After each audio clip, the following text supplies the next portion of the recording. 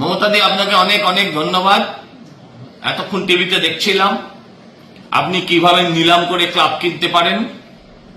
হ্যাঁ, আমরা আইপিএল এর নিলাম দেখেছিলাম ক্লাব কেনার, এখানেও দেখলাম 85, আচ্ছা 90, তাতেও হবে না, 95, 1 লাখ। সবাই বললে হাততালি দিয়ে, হ্যাঁ 1 লাখ, সবাই তো তাই জানতো।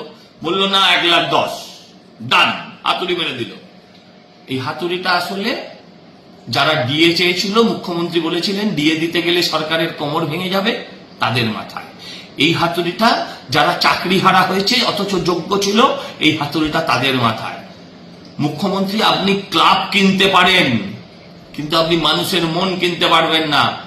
এই টাকা জনগণের, এই টাকা আপনার নয়। আপনি এইভাবে ধর্মীয় কারণে আবার বলবেন সেকুলার, আবার বলবেন ধর্মনিরপেক্ষতার কথা। আমি হিন্দুত্বে বিশ্বাসী একটি ছেলে এবং হিন্দুতে বিশ্বাসী একটি রাজনৈতিক সংগঠনের কর্মী হয়ে বলছি যে সরকারি টাকায় কোনো ধর্মীয় অনুদানের আমরা বিরুদ্ধে বিরুদ্ধে এবং বিরুদ্ধে।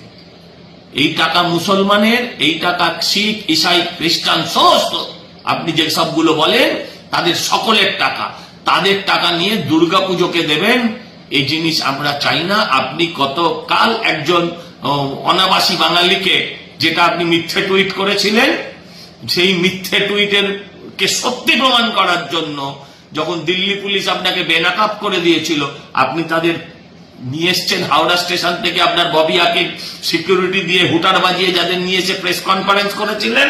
আপনি তো ওদেরও প্র্যাকটিক্যালি অন্ন কাটলেন না। ওরা তো দিল্লিতে বসে নিজের পেটের অন্নটা জোগাড় করছিল, আপনার ট্র্যাপে পড়ে সেটা গেল। আমি বলি কি, এই আমাদের টাকাটা আপনি ওনাকে দিয়ে দিন, ওদের ফ্যামিলিকে দিয়ে দিন, ওদের পরিবারটা বাঁচুক। আপনার এই যে 80 সিএসসি, এবার তোমরা 80% ডিসকাউন্ট। আমি বলে দিচ্ছি, আমি জ্যোতিষী নয়, কিন্তু আপনাকে যতটা চিনেছি তার থেকে বলতে পারি, সামনেবার নিশ্চিত আপনি পুরো ইলেকট্রিসিটি ফ্রি করবেন। ইলেকট্রিসিটি ফ্রি হবে পুজো কমিটির।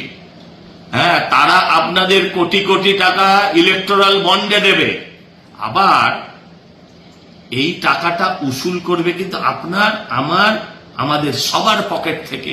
এটাও আমরা জানি।